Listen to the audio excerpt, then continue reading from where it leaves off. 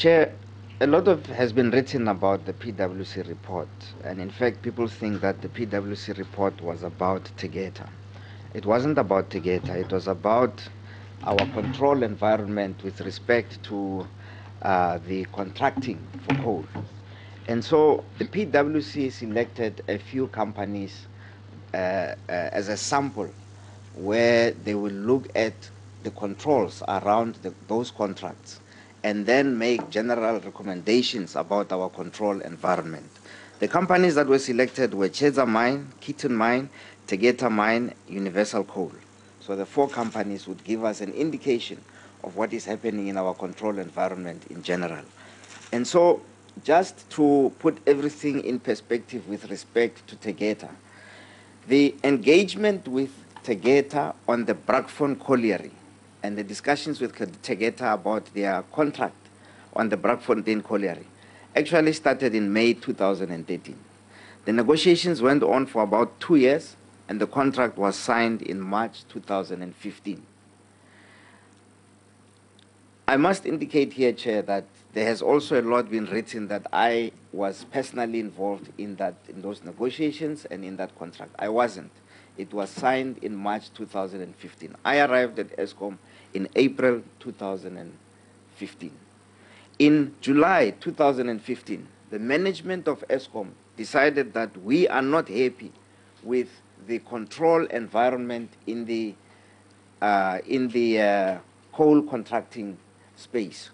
And so we commissioned a report, we commissioned an internal audit report from PricewaterhouseCoopers to look at the control environment in the coal contracting space. And so this report was commissioned and it focused on these four companies. Now, in July 2015, at the same time, the National Treasury also announced that they will be doing a similar review. They will be reviewing our control environment in the coal contracting space. So we had two processes that were parallel, that were going ahead. One commissioned by us, one from the National Treasury. In November 2015, the PWC finished their report. And they wrote their report, and they made recommendations, and they made about 48 control problems, control issues, observations that we had to attend to. So those were presented to us, and we attended to them. In December 2015, senior management of Eskom considered these findings, as well as the Audit and Risk Committee of Eskom also considered the findings from the PWC report. We started implementing measures to correct the findings that were in the PWC report. In September 2016, 39 of the 48 had been addressed. And so we called PWC again to come and check and do a follow-up report to check if we had addressed all of the findings, that, or if we had adequately addressed the ones that we had addressed. And since then,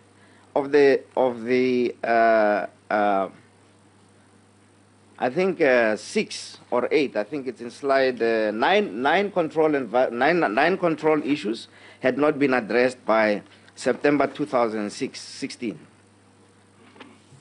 As we speak now, Chair, 6 of the 9 have been addressed and only 3 are remaining, and the 3 that are remaining are listed in slide 11 of the presentation that we have distributed. Just to finalize our input, Chair, the process that started at the same time as the PWC report, which was the Treasury investigation of the same issue, is still not completed. We do not have a final report from the Treasury about what they found. In fact, in the process of their doing the investigation, we gave the National Treasury the PWC report that had been commissioned by us for us to correct ourselves, to correct the mistakes that had been done in contracting. And it is the report that the National Treasury gave to Scopa, the report that we had commissioned. And that is our input, Chair. We are still awaiting Treasury's final report. In this presentation, we address, however, the issues that the Treasury raises in their draft report, which we do not agree with a lot of their findings because they just display a misunderstanding of the process. Thank you, Chair. So we should then call off the meeting.